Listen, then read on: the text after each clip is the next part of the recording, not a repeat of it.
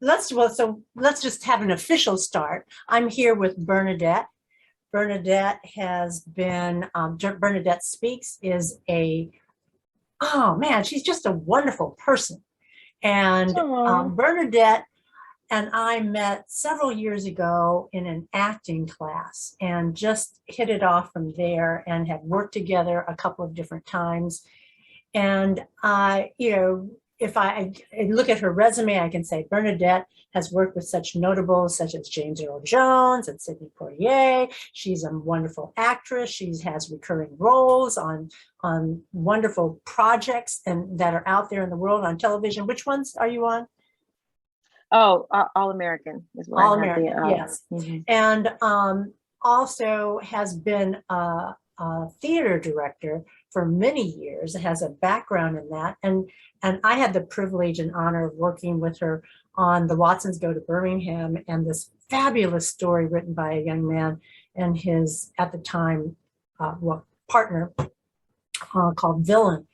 And she's just a fabulous, all around, thorough, incredible entertainer and knows her entertainment. So if you ever have a chance to see something that she's done, such as Breastival, you will enjoy everything. So, and we're here talking about Breastival, which is the project that my nonprofit is doing right now to bring awareness to breast health and to also raise funds for Susan G. Komen. And Bernadette agreed to be a part of it, especially at the last minute. So I'm really excited about that. And she does a fabulous job. And so let's just talk for a minute about breast health or women's health or anything that you want to say about along those lines. Well, what I've learned is that we need to be our own advocates. Yes. And we need to educate ourselves on what does health look like from a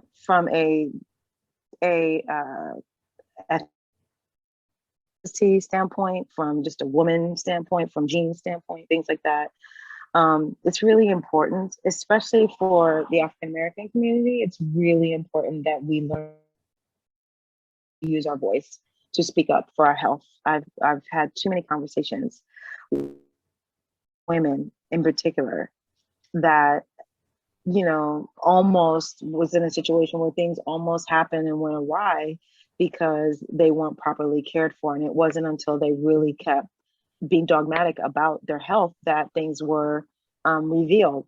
Case in point, my mom, she, and you know my mom, and I don't want to reveal what her stuff, but basically she's going through some major health stuff right now. And she was going through it in 2014. She had this thing happening. And when she asked about it, they were like, oh, it's just this. It's just that. So every time she would ask about it, it was just kind of like brushed off. Oh, it's just this. And finally, it just got bad. And then I was like, Mom, you need to be dogmatic and make sure they take tests to find what exactly is going on with you.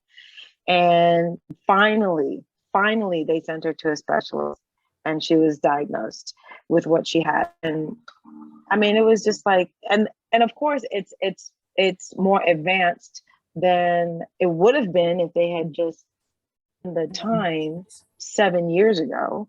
You know what I mean?